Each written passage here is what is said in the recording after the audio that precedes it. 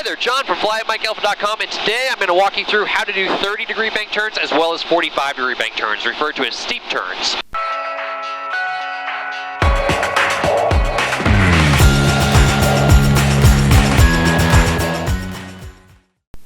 Bank turns we're going to use as our clearing turn, so our first one to the left will serve as our clearing turn. We're going to go ahead and do our first one to the left in case someone was passing on our right. We don't want them to be turning into them if they were passing on our right. So we'll go ahead and clear the area to our left. Power is going to stay set. The aircraft's trimmed for hands-off flight.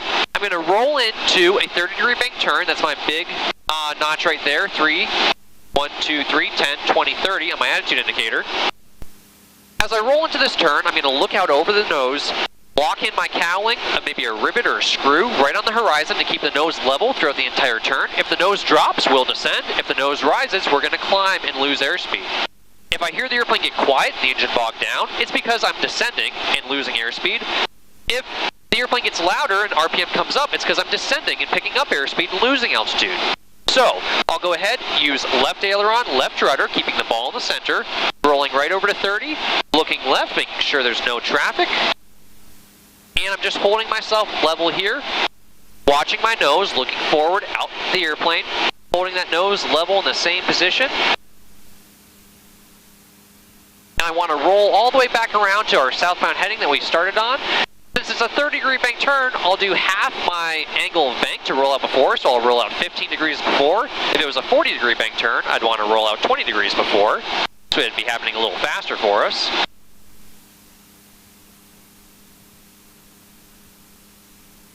And as we come around here, about 15 degrees before south, I'll start with my right aileron and right rudder. And there we are on a southbound heading, 2,500 feet, and we felt a bump there. That bump is your own wake. It's totally fine. You should expect it if you do it right.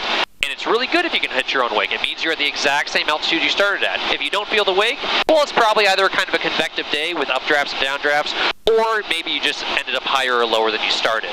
We'll go ahead and do one to the right. We're going to do this one improperly so you can see some of the cues to look for when you're doing it improperly. I'm checking, I'm clear right, rolling in right aileron, right rudder, looking at my nose, finding that screw and holding it level. And now here I'm going to go ahead and pull back too much, raising my nose on the horizon. I can hear the airplane getting quieter. It's telling me, hey, you're climbing. I don't even have to look at the instruments. I already know I'm climbing, so I'm going to release some back pressure, let the nose slice through that horizon. I'm using this in relation to the horizon to tell my angle of bank, and I'm periodically glancing at my instruments. I only look at an instrument for about half a second, then I look back outside. I will not look longer than that. Now that I'm back to 2,500, I'm setting my nose back to where I know level is. Pulling back as much as I need, and you can cheat a little bit here. If you get high, you could seep in the bank and slice through the horizon. If you get low, you could shallow the bank and gain a little bit of altitude with more vertical lift. We're using left aileron, left rudder here to roll back out on a south heading, and oh, I might have been a little early on that one, about on a 175 heading. We'll go ahead now and try 45-degree bank turns. These are going to happen just a little bit faster, a lot more back pressure, and more drag on the airplane. We're calling for more lift with more back pressure. That more drag means we're going to need more power. So to roll into these, same exact thing, except I'm going to be using more power. I've already cleared the area with my 30-degree bank turns. Don't see any traffic. We'll go ahead, roll left aileron, left rudder a little more aggressively, and a bump of about 100 RPM in there. We can see our stall lights already coming on. That's okay. Ignore it. Don't worry about it. We're setting 45 degrees of bank there. And I'm looking at my nose, locking that on the horizon to keep myself level. We're calling for more lift on the airplane. There's more weight on the wings. Therefore, our stall speed's a little higher, and we have a stall warning. Not a big deal. Staying right at 45 degrees of bank there. It's happening a lot quicker here. I got to roll out about 22.5 degrees before south. Start my rollout now with right aileron, right rudder.